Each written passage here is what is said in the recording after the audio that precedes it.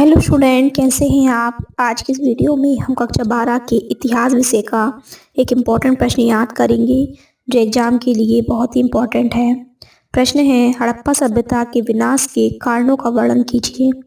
उत्तर है, हड़प्पा सभ्यता का विनाश किस प्रकार और कब हुआ, इस संदर्भ में कोई स्पष्ट प्रमाण उपलब्ध नहीं है।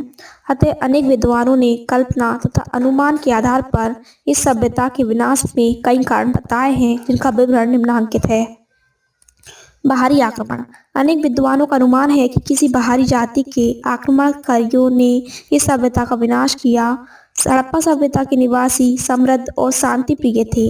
उनके नगरों की सुरक्षा का समुचित प्रबंध नहीं था और न ही उनके पास अच्छे हथियार थे, इसलिए वे बर्बर जातियों के आक्रमण का शिकार हुए होंगे।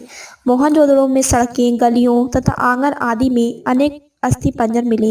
इससे यह निष्कर्ष निकाला गया कि बाहरी लोगों ने उन पर अचानक आक्रमण कर दिया और उनकी हत्या कर दी। किंतु यह मत उचित प्रतीत नहीं होता, क्योंकि उत्खनन में जो अस्थियां प्राप्त हुई हैं वे एक ही नस्ल की हैं।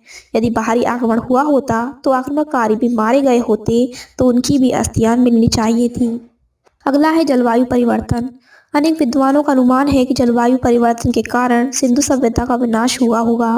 विद्वानों का मत है कि प्रारंभ में सिंधु प्रदेश में वर्षा प्रचुर मात्रा में होती थी, किंतु कालांतर में वर्षा कम होने लगी और धीरे धीरे प्रदेश रेगिस्तान बन गया, अतः नगर उजाड़ हो गए। विद्वानों के इस अनुमान से कुछ प्रतीत होता है, क्योंकि संसार के अनेक क्षेत्रों की जलवायु में तीव्र परिवर्तन हुए, जिससे जो क्षेत्र कभी हरे भरे थे वे आगे चलकर उजाड़ हो गए थे। यदि सिंधु सभ्यता में ऐसा हुआ हो तो कोई आश्चर्यजनक बात नहीं है। अगला है बाढ़। कुछ विद्वानों का अनुमान है कि सिंधु तथा उसकी सहायक नदियों की बाढ़ों ने मोहनजोदड़ो तथा हड़प्पा नगरों का विनाश किया था। यहाँ पर उत्खनन में सिंधु नदी के वर्तमान तल से 21 मीटर ऊंचाई पर नदी की रेत तथा मिट्टी मिली है।